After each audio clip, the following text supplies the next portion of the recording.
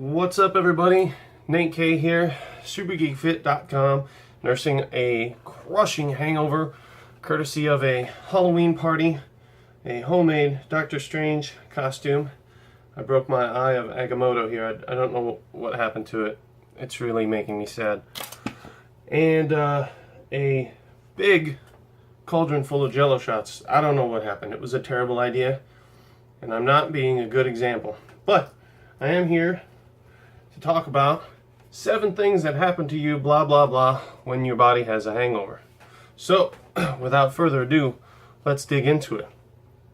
Number 1, possibly the worst part of my morning, is the dehydration. Alcohol is a diuretic, and a lot of the stuff that you mix it with is also a diuretic. Makes you pee. If you've ever heard anybody talking about breaking the seal, that's because that diuretic effect has already kicked in and they're starting to have to go to the restroom a little bit more than usual. So if you've done any binge drinking, then you know that you are currently dealing with some serious dehydration. And if that happens to be the case, what do you have to do? We have to hydrate. Obviously, if you're dehydrated, the best thing to do is drink water. However, usually after a night of binge drinking, there's sugar involved, there's salty snacks and crap like that. So you usually have some messed up blood chemistry going on. What's the best way to fix that? I found is a nice balanced sports drink. Something like a Gatorade or a Powerade, hopefully with a little bit less sugar than the usual stuff. Vitamin water is pretty good too. That's what I would do for the dehydration part of a hangover. Number 2, toxic load. That's probably the worst part of the hangover, I think, anyways. I really can't tell. Toxic load is basically when your liver has so much crap that it's got to slog through in your bloodstream that you're just having a terrible time of it. Alcohol, when it hits the liver, is turned into something called acetaldehyde, which is super nasty bad for you, and it makes you feel like shit. And if you drink enough, you're going to be overloaded with acetaldehyde, and it's going to take a long time to get out of your system. What do you do about toxic load like that? Well, it's interesting you asked that, my Super Geek fans. Break a sweat. See, the skin is actually an excretory organ, so it helps you get rid of some of that crap. So, if you have a serious toxic load from your drinkaging, then if you break a little bit of a sweat, maybe go for a bit of a jog or do some weightlifting or something like that. Don't throw up or anything. That can help big time. I used to have some friends in from Belgium that were huge drinkers, and here in St. Louis we have a couple of pretty big breweries, and so we went on some brewery tours and got pretty drunk. Those nut jobs got up in the morning and they both went for a run before I was even out of bed, and they felt great the rest of the day. Why? Because they were able to break a nice sweat and get rid of all that toxic load that was really kicking their butts that morning. I wasn't going to do that, and I paid for it the rest of the day. The third thing that happens to your body when you've got a hangover is disrupted sleep. I know we feel like we pass out and sleep really hard after a night's hard out drinking, but it actually doesn't work that way.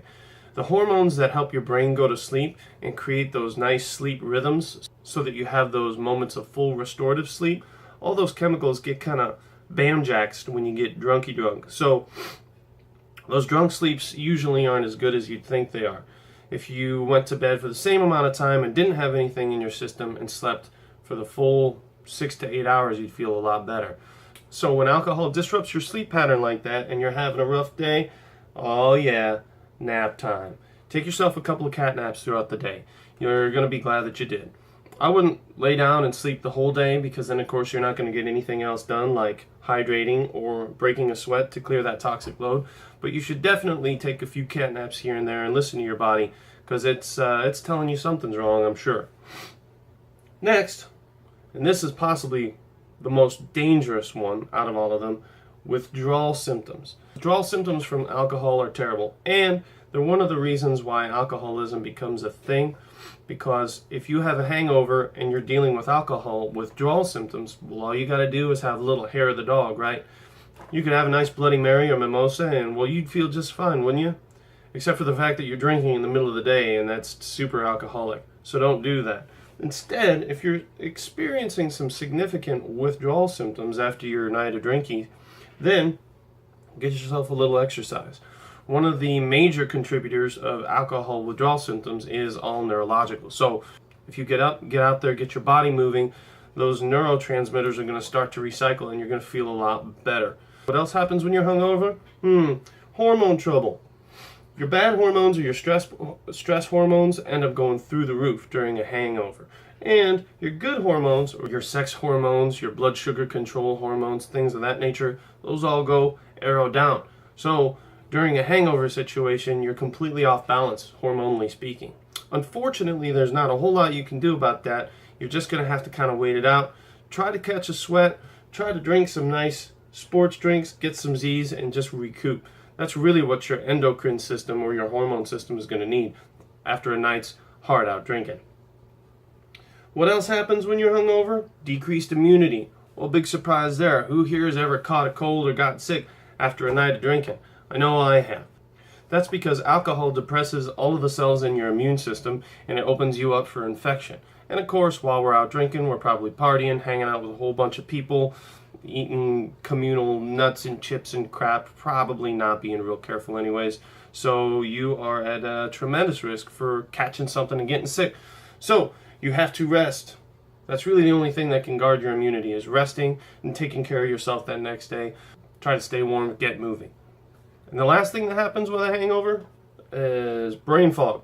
And I'm experiencing plenty of that. Brain fog and fatigue. Why?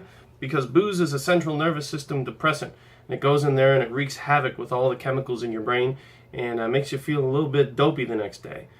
You can experience loss of coordination, difficulty forming words, memory lapses, things of that nature. So if you happen to be suffering the after effects of something that you did to yourself last night, don't fret, Super Geek fans. All you got to do is the usual stuff that you would do to take care of yourself. Eat clean, hydrate, get a little bit of exercise, get some sleep, and just really focus on taking care of yourself and recuperating. I'm not sure how many cuts this video is going to take. I'm starting to forget stuff, and I have to go find the rest of my eye of Agamotto here. I'm not sure where it is. It's probably in the yard or something like that. I hope it's not broke. Anyways, peace out, Super Geeks. I'm going to go get a sports drink and take me a nap.